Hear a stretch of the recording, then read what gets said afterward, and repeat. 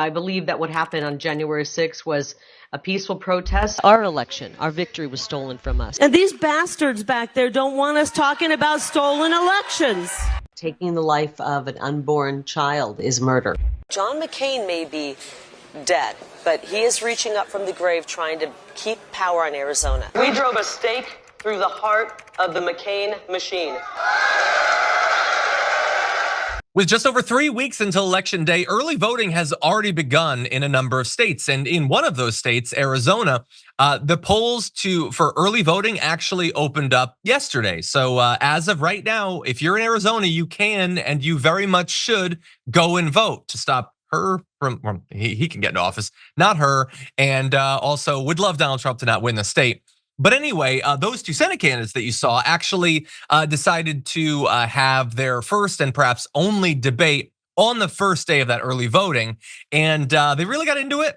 It has been a contentious candidate election at times. Obviously, it's going to be, you've got Kari Lake there. And it very quickly veered into territory that I think me and a lot of people, it sort of reminded us of the VP debate. Take a look. She's in denial about climate change, but we should not be surprised by that. She's still in denial about the 2022 election. And now I give you 1 minute. You have 1 minute. Will you finally tell the people of Arizona, did you win or lose that election? Can I talk about water really quickly? Because I'm going to give you 30 seconds to respond, and please talk about water. 30 seconds, also talk about water separately? We're running out of time, so 30 seconds. Let's talk about water. I'm begging you to talk about water. Can I talk about water? Okay, so can I talk about water better than Tim? I'm looking to the future. I don't know, because it was the same thing as the JD Vance thing. I don't know if Ruben Gallego very intentionally was invoking what happened with Tim Walz and JD Vance at the debate, but it was the same thing, basically, putting them on the spot. Can you admit that which is obviously true or not? Now, I think that she evaded it, and we'll see, people who were watching the debate, did they buy the evasion? But the thing is, she couldn't actually answer that question because she's been, I know this is gonna sound crazy. She has been more dishonest about the results of her election than Donald Trump has been about the results of his election. His was more consequential, with the coup and everything, but he has occasionally slipped up. And occasionally he has admitted that he lost. I don't think she ever has, and I don't think that she ever will. She still says that she was the duly elected governor of that state, which is very much not the case. But at that debate, they didn't just talk about the election, they didn't just talk about water.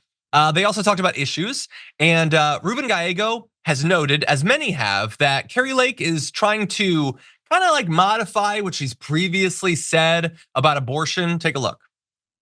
This is a person who only 2 years ago, actually less than 2 years ago, said the 1864 territorial law, a law that said if you were an abortion provider, it was a mandatory 2-year sentence, and it had no exceptions for rape or incest, was a great law. She said it was a great law.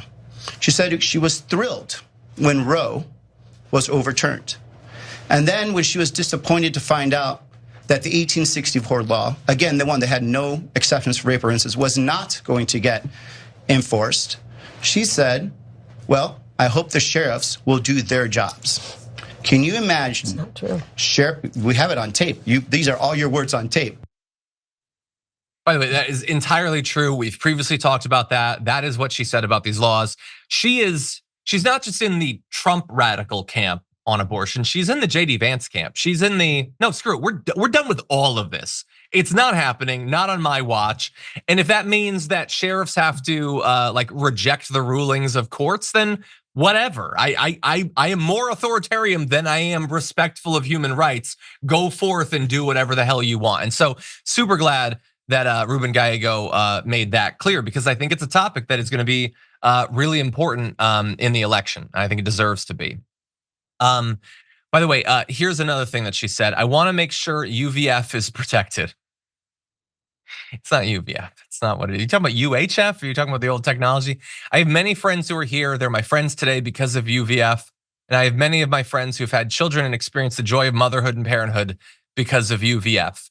Look, leaving aside the fact that she doesn't appear to know what any of that is, I'm glad that she doesn't want to outlaw that. That, by the way, just keeps her in the same camp again as JD Vance. super radical on abortion, but hey, I'm not going to outlaw the thing that most of you would never be able to afford to use because, I mean, honestly, it's more available to rich people. Honestly, not a lot of people can afford $20, $50, $80,000 for all these rounds of IVF. Kari Lake.